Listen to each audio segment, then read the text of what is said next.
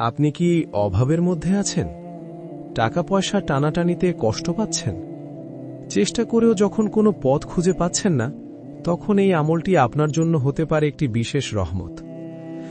আজ আমি আপনাদের এমন একটি দোয়া ও আমল শিখাব, যেটি মাত্র ৩ দিন প্রতিদিন ৩৩ বার পড়লে ইনশাআল্লাহ আপনার রিজিকের দরজা খুলে যেতে পারে। মহান আল্লাহ তাআলার রয়েছে অসংখ্য গুণবাচক নাম। এই নামগুলোর মধ্যে রয়েছে অসীম ফজিলত। আল্লাহ নিজেই বলেছেন, তোমরা আমার সুন্দর নামগুলো দিয়ে আমাকে ডাকো, আমি সাড়া দিব। তাই এই আমলটি শুধু মুখে পড়া নয়, এটি হচ্ছে আল্লাহর সাথে একটি গভীর সংযোগ তৈরি করার একটি মাধ্যম।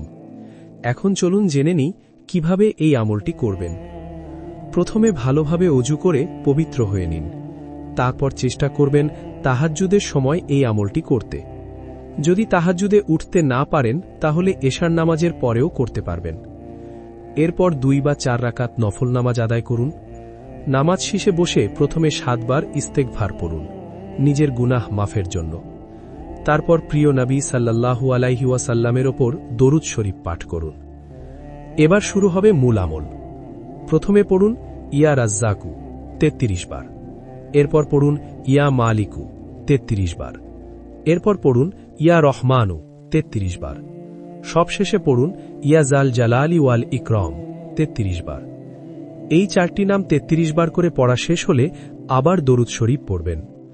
তারপর 2 হাত তুলে আল্লাহর কাছে দোয়া করবেন, আপনার মনের সব কথা খুলে বলবেন। মনে রাখবেন, শুধু পড়লেই হবে না, আপনার বিশ্বাস হতে হবে শক্ত। আপনি যেন মনে করেন আপনি এমন একজনের কাছে চাইছেন যিনি সব কিছুর মালিক। যদি আপনি এই আমলটি টানা 3 দিন আন্তরিকভাবে করতে পারেন, ইনশাআল্লাহ আপনার জীবনে পরিবর্তন আসতে শুরু করবে।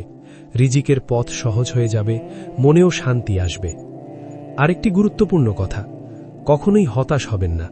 আল্লাহ বলেন, আমার রহমত থেকে নিরাশ হইও না।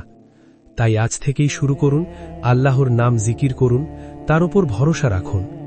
ভিডিওটি যদি আপনার উপকারে আসে, তাহলে লাইক, কমেন্ট ও শেয়ার করতে ভুলবেন না। আর এমন আরও ইসলামিক ভিডিও পেতে চ্যানেলটি সাবস্ক্রাইব করে পাশে থাকুন। আল্লাহ হাফেজ।